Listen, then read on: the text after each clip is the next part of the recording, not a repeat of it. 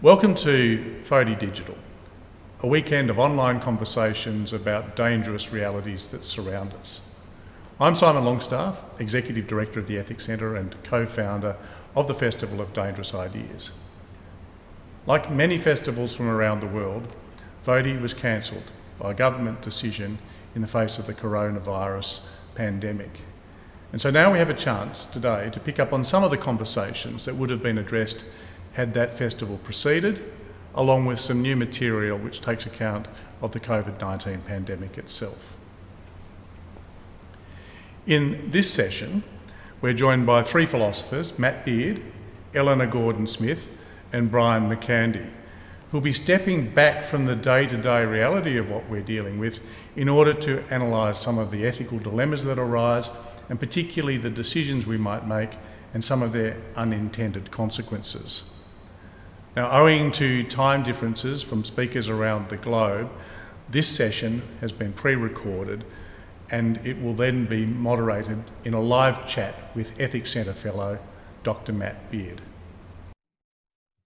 Good afternoon and welcome to another session of our digital conversations hosted by the Festival of Dangerous Ideas. I want to begin by acknowledging the traditional owners of the land where I am. I'm on Gadigal land, the Eora Nation, and acknowledge their unceded sovereignty and custodianship of this land, and also to acknowledge the traditional owners of wherever you're watching this from, because this is a thoroughly global FODI that we're experiencing at the moment.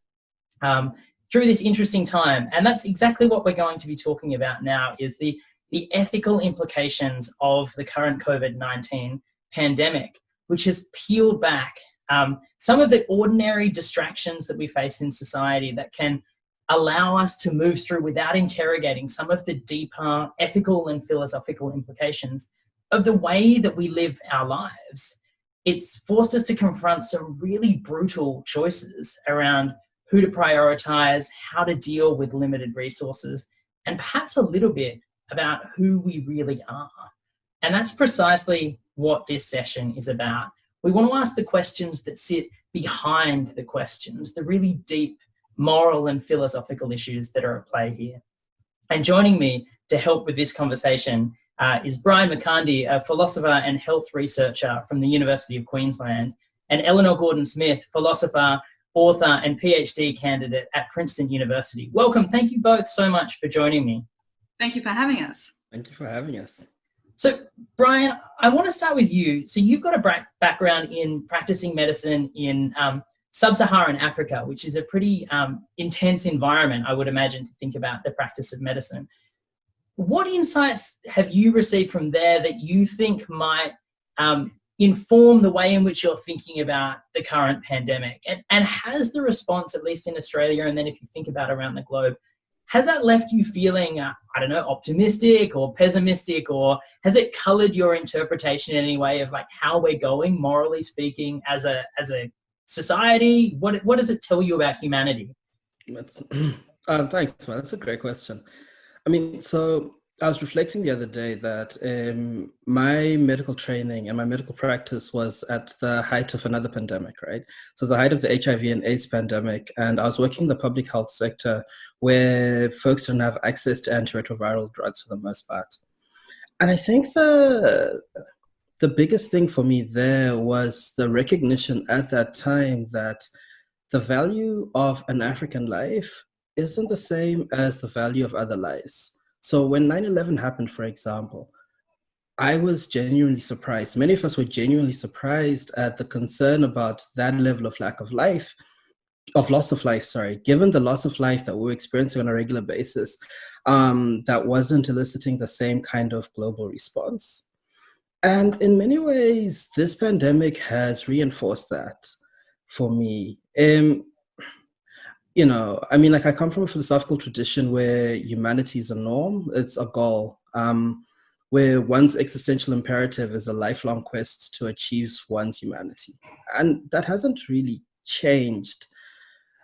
How I feel about people, though, about the social structures we've chosen for ourselves or we've accepted, I mean, that hasn't really changed either, but in a negative rather than in a positive sense.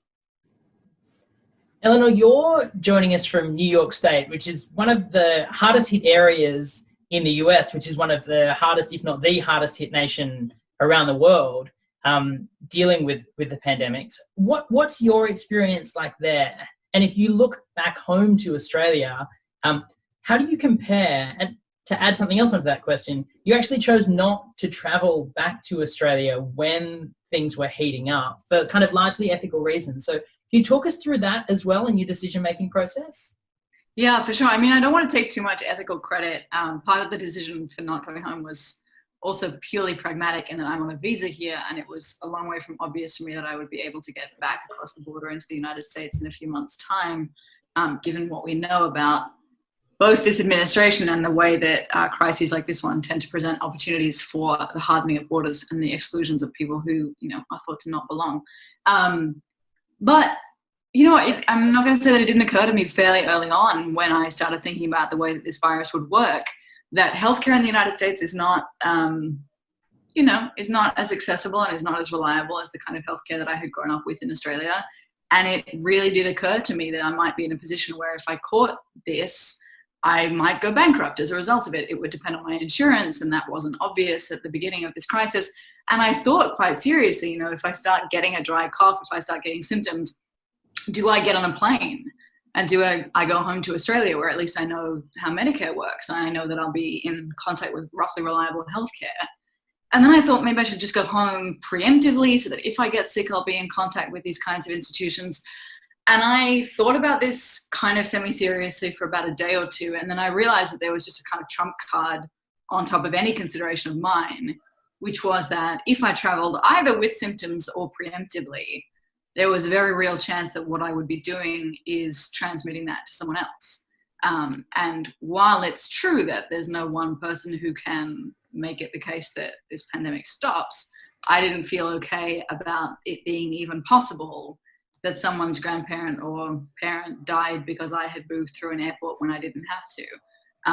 So I sort of felt like that was an unanswerable ethical objection to the prospect of going home, and decided that it was basically not a question of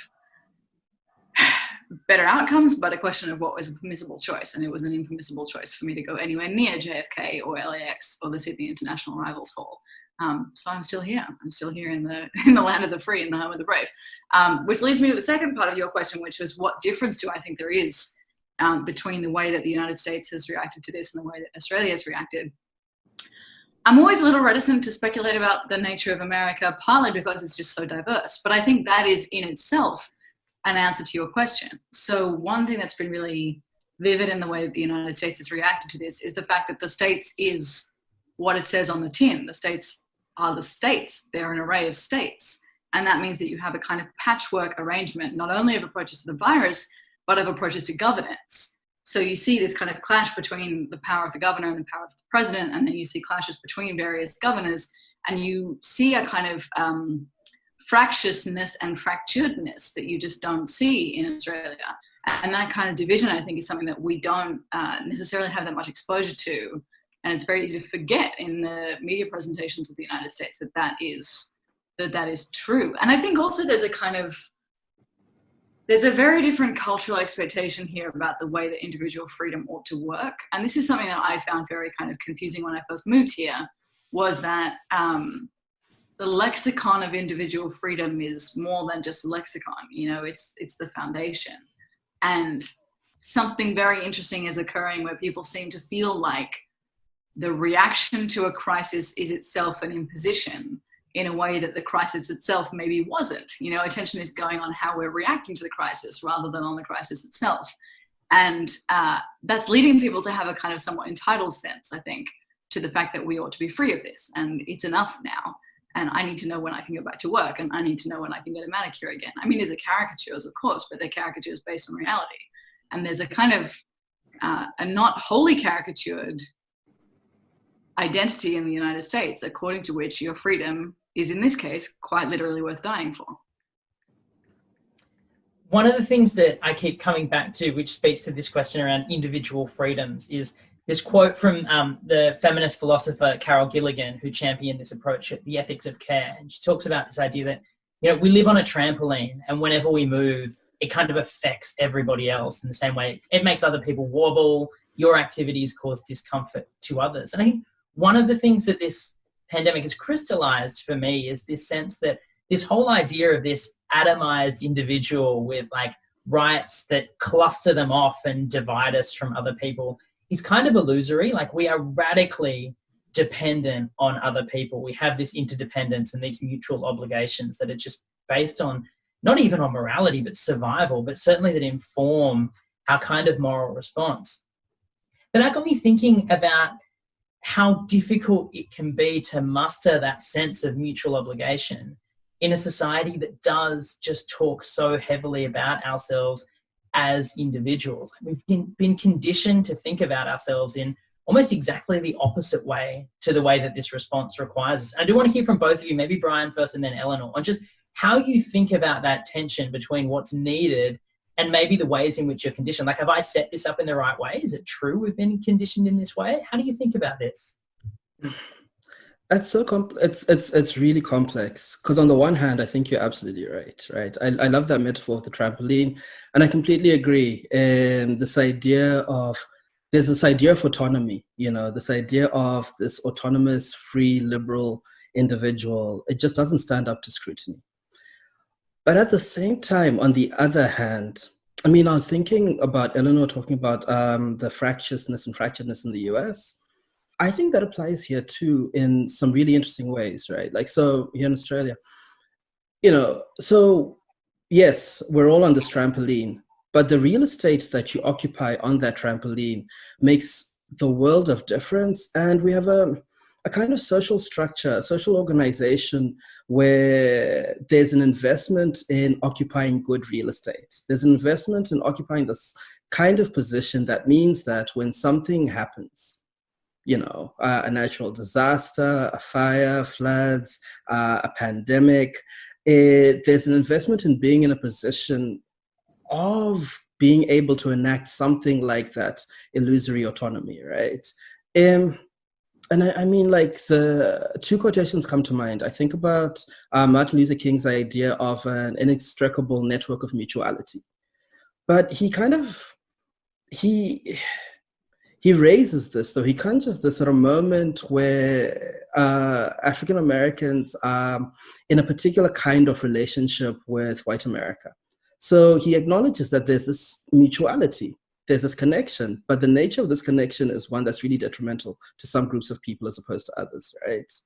And I also think about Frantz Fanon saying Hegel's dialectic of recognition, this idea that our selfhood emerges in relationship with others. It's like it falls apart in the colony, because in the colony, the white doesn't want the colonized recognition, they want their labor.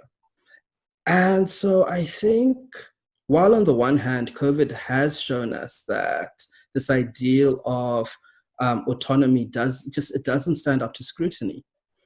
It's in really interesting ways, though. I think it may, at least for some groups of people, legitimate this project of striving towards that kind of autonomy, of occupying the best possible real estate on that trampoline, as opposed to reconfiguring the trampoline itself.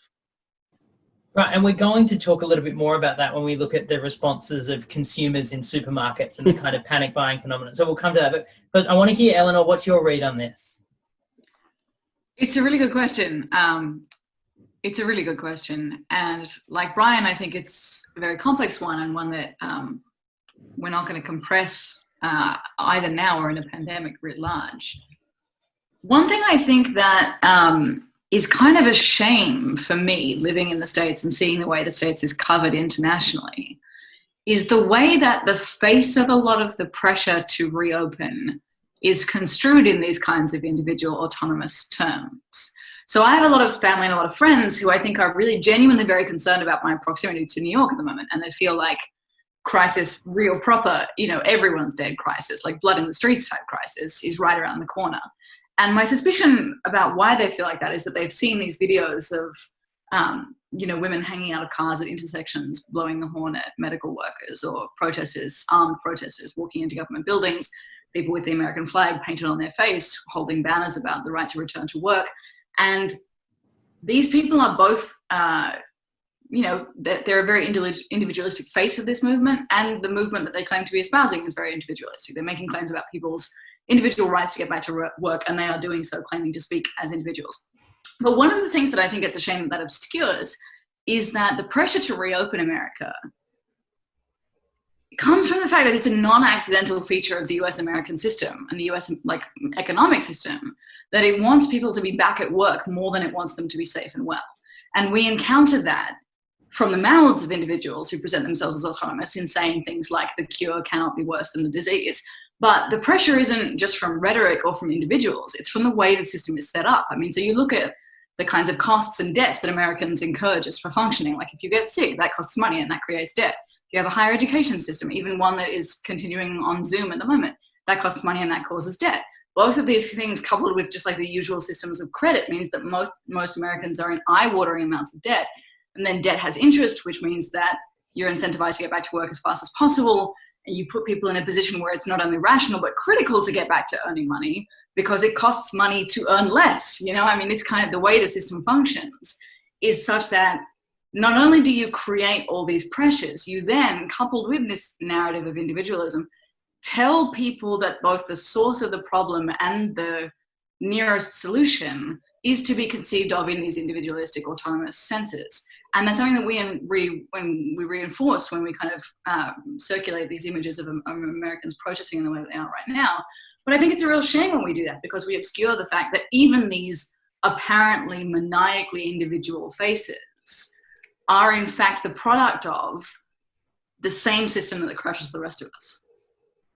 What's interesting about that is the way in which the conversation that's taking place in a number of different nations around the world, including Australia, around that there is an economic reality around when we need to reopen, and the fact that there are trade-offs to be made between the costs of a lockdown in terms of real human suffering and the costs in terms of human suffering of allowing COVID-19 to spread at a higher rate than it would with greater lockdowns imposed. That conversation has been framed a lot around facing up to reality, that we have to be realistic about this. But what you're suggesting there, Eleanor, is that actually this is not necessarily something that is built into reality, that this is something that's hardwired into the way that the world works, that this is something that has been created. And if we treat it as a fixed point, then we're missing out on seeing what might be one of the deeper issues at play here.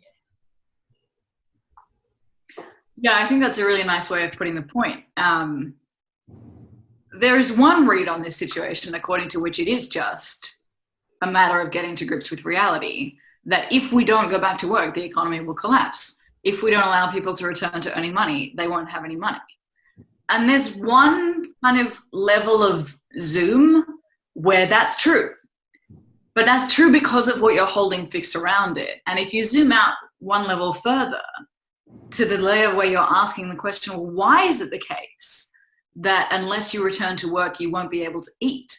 Why is it the case that the economy will collapse unless we have people in the kinds of jobs that have them in labor all the time?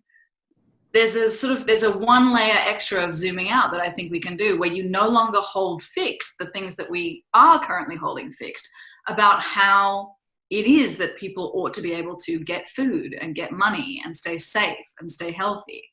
And as long as we're kind of treating as fixed the system that we currently operate in, then of course it will feel like natural realism that at a certain point we have to get back to work in order to provide those goods. But the fact that work is what provides those goods is itself kind of worth, I think, reconsidering. One of the things that this pandemic, I think, has at least made clear is that, there are moments of genuine choice to be had here, and there are moments of genuine clash between the value systems that we've previously maybe thought were cohabitable.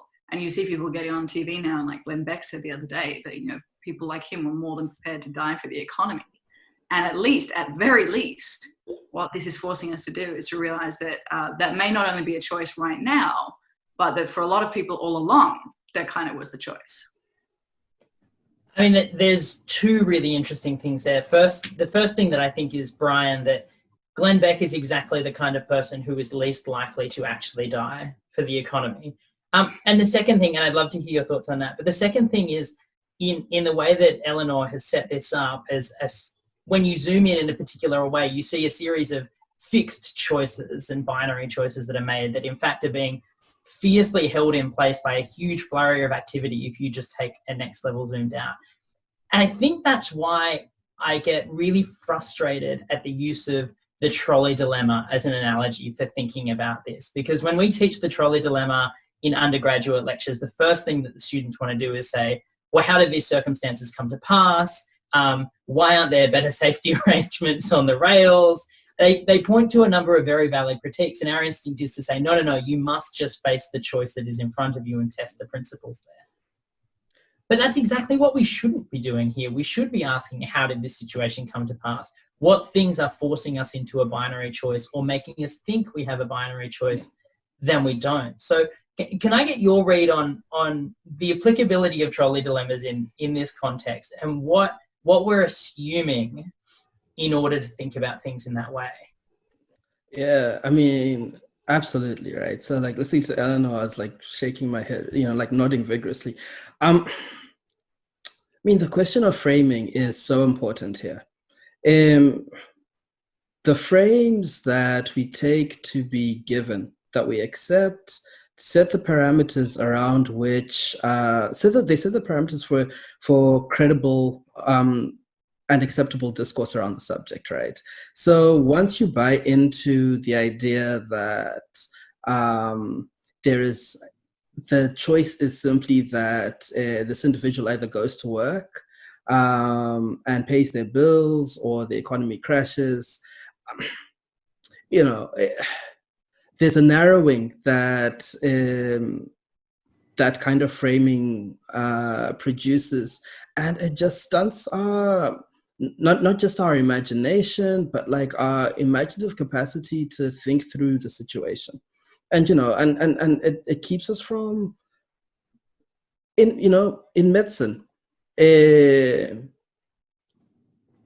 this recognition that in order to understand what's going on with a person, like you initially establish what the presenting complaint is, but then you need to dig into the history of the presenting complaint.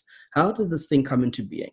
Because a lack of understanding about how the situation came into being means that you'll never arrive at what the cause, what the root cause of the problem is. And if you don't know what the root cause of the problem is, then at best, whatever treatment solution you put forward is a gamble.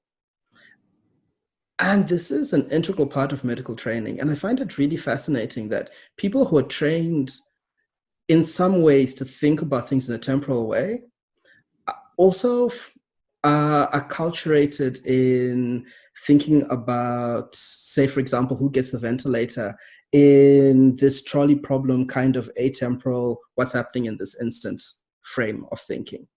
And there's this really strange disjuncture, but I think that disjuncture has to do with affect, with our affective investments. Because, it is so much easier to deal with, in this instance, who should I give this ventilator to, than it is to have to grapple with how did we get to this problem, because the degrees of complexity, I struggle between, on the one hand, people who've been marginalized by an economic system, who feel that they have to risk their health to go to work. I struggle to think about what responsibility, the distribution of responsibility. Who's responsible for that? Is it the state that's responsible? Is it the legislature that's responsible? Or are those people responsible by virtue of having affirmed a certain kind of idea of what society ought to look like over a long period of time? But if you decide to just think about the instant, you don't have to worry about all of that, right? You don't have to grapple with the reality of the fact that our current situation is a world of our making through a series of choices that we've all collectively made, that we're all implicated to certain degrees. And it's just a lot easier if you can come up with a nice, simple frame that can apportion blame or responsibility or benefit in non-complex ways. One of the things that that makes me think about, I remember I was doing a radio interview, and someone kind of texted in this point when we were talking about some of the trade-offs that are to be made, that said that, was frustrated that it's always young people who have to make these sacrifices. Young people are having to suffer through a lockdown to protect the elderly. Young people have had to go to war to fight the elderlies, for the elderlies to preserve the status quo and things like that. And whilst I have some sympathy for that kind of class politics of a different kind, what it made me think about was just how that flattens out the reality that actually the same young people who had to go off and go to war are now the elderly people who are being talked about as potentially being denied ventilators. And when we think about these things, as you say, in this kind of atemporal, like this timeless kind of way, that this is just a moment that's in a vacuum, divorced from the history of these people, it makes it so much easier to make a choice, but it also takes away so much of might be important about that choice. And that got me thinking about one of the big discussions that we're having around QALY, quality adjusted life years, where we think about what is the quality of someone's life going forward and how much quality of life are they going to get, and use that to make an assessment on who should get resources. But it's future facing. It's about how much time that person has left. It doesn't ask what kind of quality of life has this person enjoyed to this point? What kinds of benefits, privileges, injustices might they have experienced that really should inform our response to what they need in this particular moment? Is that the way that you're thinking about this, Bryan? Yeah, absolutely. And, and I'm troubled by the baked-in values. There's a baked-in value, there's an unthought assumption that economic productivity, longevity, there are assumptions about what constitutes a life worth living. There's an inherent ableism in that. And there's just a whole lot of, there's a series of brutalities that go unchallenged in that way, right? Like the ability to come up with some numerical figure that somehow is supposed to correlate with the value of a life or the value of someone continuing to live is such a horrendously brutal thing. It's so incredibly brutal. But when that gets cast in the language of economics or of business, and when that gets kind of painted in terms of pragmatics and the necessity for, society as a whole to carry on, it keeps us from having to confront just the violence and the brutality of our society, and the violence and the brutality that we're willing to put up with, and against the issue of responsibility. I wonder sometimes if there's a tacit acceptance of things like QALYs, even by people who don't know about QALYs per se. But I wonder if there isn't this tacit acceptance in our society of the kind of really harsh, brutal econometrics, because we want to outsource our brutality towards each other in some ways and to sterilize it. Eleanor, I keep thinking in these conversations of the person who's listening and saying, yes, this is all a very interesting and important conversation to have, but the brutal reality is this.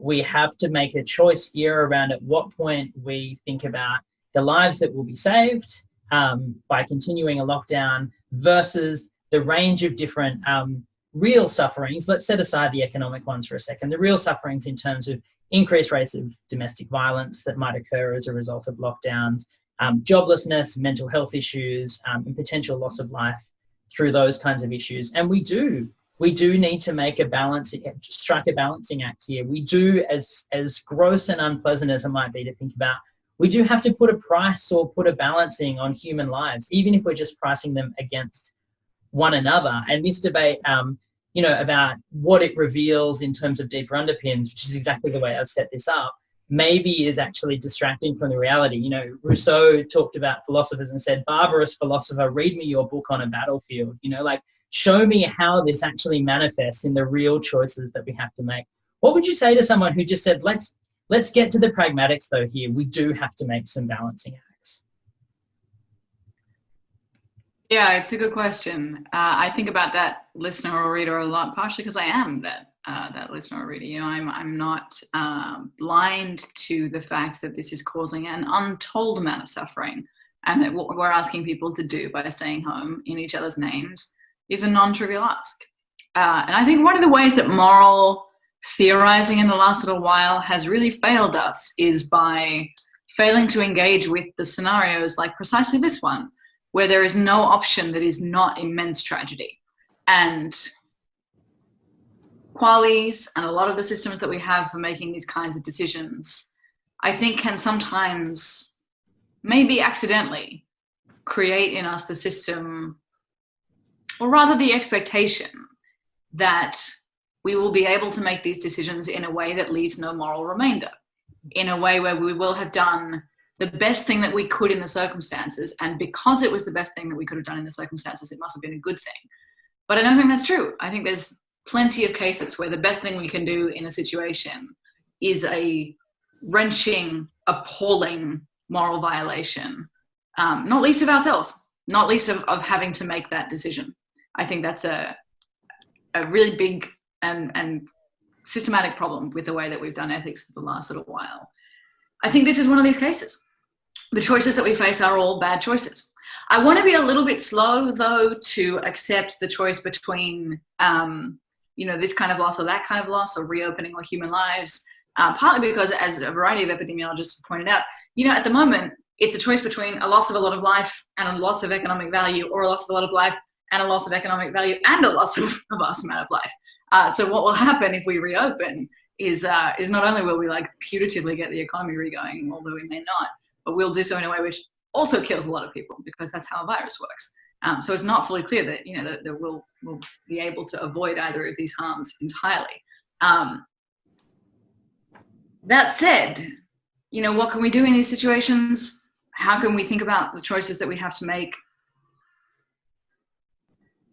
The biggest thing, I think, for me, and I hope this is in any way useful, is to reflect on the fact that the way that we've been forced into a position where we have no options but tragedy is itself worth examining. You know, if we find ourselves in a situation where the sets of values that we feel are non-negotiable themselves turn out to be incompatible, well, then we need to ask really serious questions about those systems of values. And we're being put in a position where all our options are ghoulish, and that should tell us something about what the list of options was to start with. When you talk about reflecting on the kind of the tragedy and the stuckness of a situation where you're forced between bad options, I immediately think of me desperately bouncing from chemist to chemist, trying to find children's paracetamol while my 1-year-old daughter was teething, and finding them sold out everywhere. And thinking about that kind of the panic buying response. And at a certain point thinking, well, what would I do if I suddenly came across a treasure trove of children's paracetamol? Being forced into this game where we are now competing for resources because enough people are doing it, do I play that game, or do I kind of, in a moralized way, stand back and say, no, this is the wrong thing to do, I will take only my share, knowing that that might leave me deprived further down the line? So when we think about the kind of panic buying response that we saw from ordinary people at the beginning of this, what did that tell us about ourselves? For me, that was a moment to really reckon and say, what does it tell us that in the first sniff of a crisis, the first thing that we did was take care of us and ours? That was, and I say we, although not everyone participated in that kind of behavior, but what does that say to us about the way in which we've set up the society? We've talked a little bit about kind of the individualism already, but I just want to think about, in that moment of crisis, that first response, and what you were thinking about, Eleanor, when you started to see that kind of come to pass. Yeah, I saw it in the States too. So that's you know, the land that brought us Black Friday sales did not hold back when it came to panic buying. what did it reveal about us? Less, I think, than it revealed about our circumstance. Here's what I think it revealed about us. We were afraid and we didn't feel secure. And we didn't trust either us or the government around us to provide for us in the moment of crisis where we would most need both those things.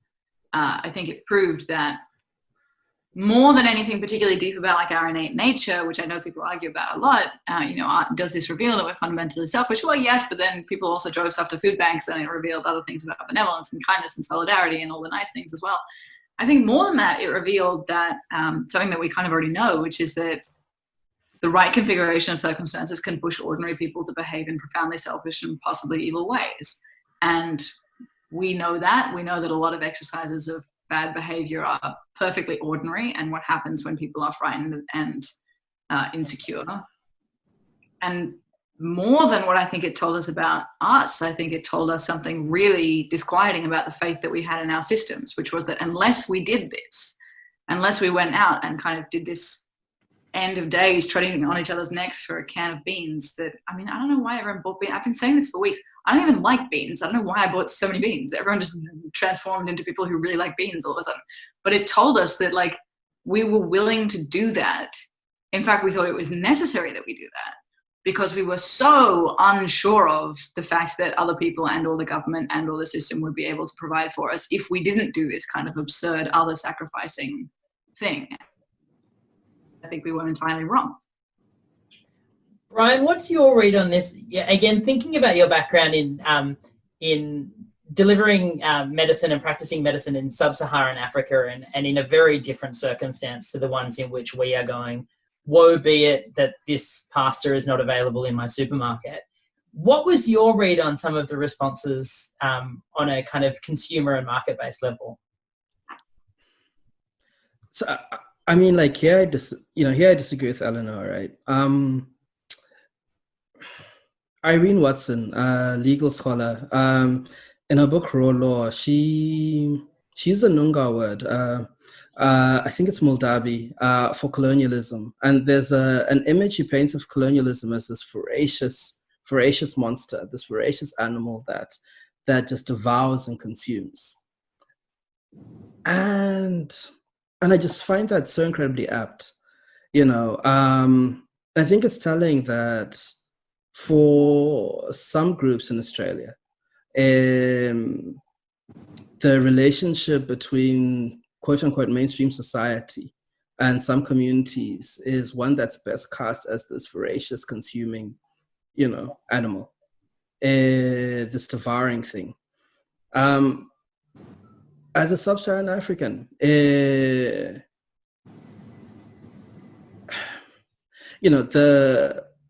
quality of life I enjoy today as an Australian citizen is inextricably linked to the poverty and deprivation and the suffering that a lot of continental sub-Saharan Africans and a whole bunch of people around the world experience. Those two things aren't linked. Those two things are intimately intertwined, right? There's a lot of posturing in terms of our response to the climate crisis around, well, China needs to do something first. But the fact is the bulk of Chinese industrial manufacturing work goes into products that we in the Western world consume. There's a sense in which we are voracious, we devour, and the rush to buy toilet paper, as though when the zombie apocalypse comes, the most needful thing is toilet paper. I mean, this isn't a gastroenteric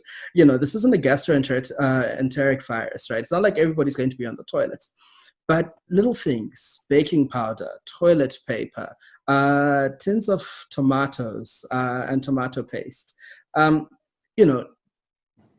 People were hoarding and panic buying non-essential goods.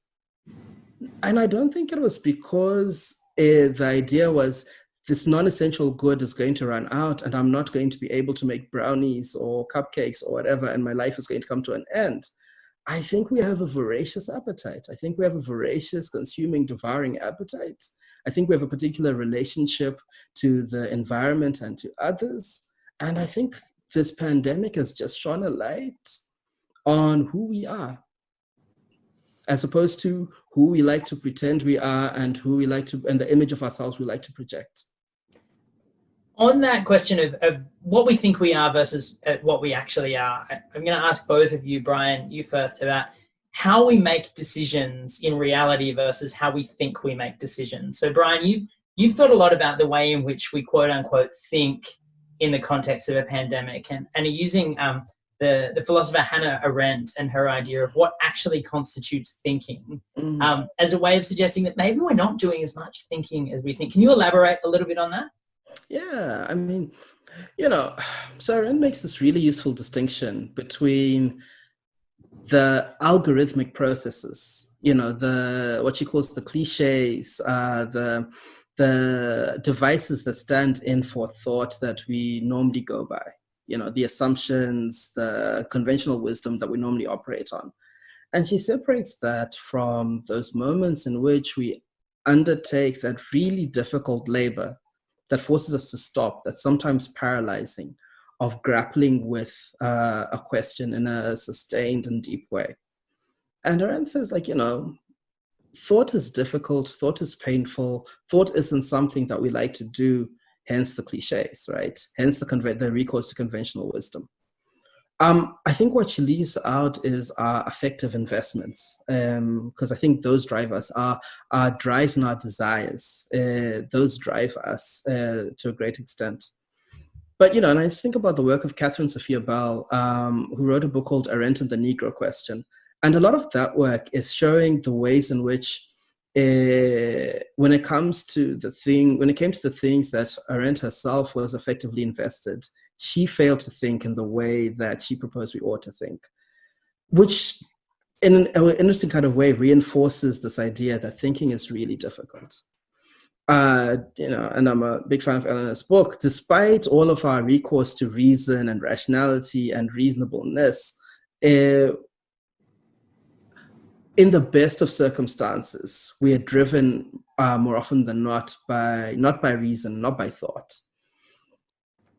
And that's in the best of circumstances, And I know it's asking a lot to expect people to undertake that kind of difficult thinking at a moment of crisis. But the cost of us not doing that, it is so unlikely that there's an air with restrictions starting to be lifted now that maybe we're on the other side of this pandemic. I don't think so. But even if we are, there's another one coming, and another one, and some other disaster, given our social organization, given our relationship to the planet, given our relationship to others. And if we don't take this moment to think, what's going to happen the next time round? Eleanor, Bryan's very generously plugged your book, Stop Being Reasonable, in which you outline some really big decisions that people make. And what you found is in each and every one of them, this idea that we are these very rational people who weigh costs and benefits, who think about principles and think in these kind of abstractions, actually doesn't play out. The ways in which people make choices aren't necessarily obvious even to themselves, let alone to the rest of us. So how does that make you think about the decisions that we're facing and the decisions that we, and I say we as individuals, but also we as societies and our political leadership are making decisions now? Yeah, I think one of the things that was that's kind of puzzling for me right now is that a lot of the work in that book and a lot of the writing that went into it was about coming to have quite a lot of sympathy for and understanding of the ways that people make decisions in kind of what we traditionally regard as irrational ways. I ultimately make the case that they're not irrational after all, but broadly speaking, the aim was to say, let's be softer and kinder about the fact that the way people make these decisions often involves a vast amount of their own affect, their feelings, their sense of self, who they trust, all these other kind of very humane elements. And the book and my relationship to it was very optimistic, I think, and kind of warm and fuzzy broadly. And one of the problems that I'm having right now is that the face of irrationality is a lot less forgivable right now. And the ways in which we allow these things to, for want of a better word, contaminate our decision-making processes are no longer, are no longer dismissible on the grounds that they have effects on people, that the only people they affect is us. The ways that these kinds of failures to think in this Arendtian conception are doing untold damage to people's lives. And I think it's something I'm really struggling with right now, is how to strike a balance between expecting, even demanding, considerably better of people in the way that we conceive of other people, the systems we're in, and the ways that we ought to govern and be governed, and simultaneously be forgiving of and understanding of the fact that this is happening in a distinctly non-ideal environment, and that what people are up to psychologically and epistemically in the middle of a crisis, and a literally life-threatening crisis, it's a difficult question.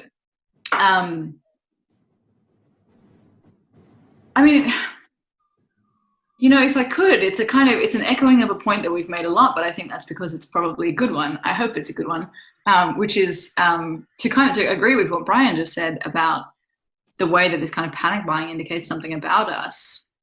I think that's right. The only thesis I mean to deny there is that it reveals something about who we are as a fundamental of nature, rather than that it reveals something about who we are in a very deep way, but who we are inside this system with this culture and this history. And I think similarly, the ways that we are failing to think well right now represent some significant failures, both in the way that we think of threats and the way we think of value, and perhaps most importantly, the way we think of each other. And I think sometimes we can be really quick to psychologize these things and to regard them as something natural and something that is the function of our poor little lizard brains that, just crawled off the savannah yesterday and are wired in these ways that can be neuroscientifically understood. And I think just like the panic buying reflects something about a very long, tendril-leaving history about the way that we relate to goods, the earth, and commerce. Similarly, the ways that we're being irrational right now represent the current face of the ways that we've been misunderstanding and misusing all three of those things for a very long time, just as much. Bryan's got one last point. I completely agree. I'm struck by the ethics though, the question of responsibility. Eleanor has this wonderful book where she talks about the ways in which our stance is our disposition is one that we've allowed ourselves to become habituated to over time. So I completely agree that the issue isn't, say, for example, original sin or human nature or anything like that. I think the issue is the choices that we repeatedly make over time, the kind of ways of relating to others and to the world that we've habituated ourselves to. And I guess the question then, and I'm stuck on this question of responsibility, right? At what point are we all forced to take responsibility for what we've assented to? At what point are we forced to take responsibility for the political system, the economic system that we have participated in and given our assent to and have habituated ourselves to? And yeah, I don't have an answer for that, but I'm troubled by my responsibility for the situation. And that brings us to the end of the time that we have. You might have tuned into this conversation hoping to get some quick, ethically prescribed answers to some difficult decisions that you're making. But really what hopefully you've walked away with is asking, why is it that you feel that you need that immediate and quick ready-made answer? And what have we constructed in our thinking and the world around us that's made us think in that way? We often talk about this pandemic as though it were an economic or a medical crisis, but it is just as much a moral crisis. And so we need to get to the bottom of what these ideas and assumptions about morality are if we're going to get through it, not just with human beings alive and thriving, but with our humanity intact. Eleanor and Bryan, thank you so much for joining me, and thank you for tuning in and listening to this conversation. There are a number more throughout today and tomorrow that I hope you join into. I'm Matt Beard, a fellow at the Ethics Centre, and thank you so much for joining this conversation. Thanks for joining us. The next session is Political Correctness, which is being held at 2:45 p.m. this afternoon, Australian Eastern Standard Time. The Festival of Dangerous Ideas and FODI Digital is presented by the Ethics Centre. Our purpose is to bring ethics to the centre of everyday life through public experiences, education, thought leadership, advocacy, consulting and leadership programs. As a non-profit organisation, every single dollar is invested in pursuit of this purpose. Thanks to our donors and partners who help to make our programs happen. And you can donate via the website. Thank you.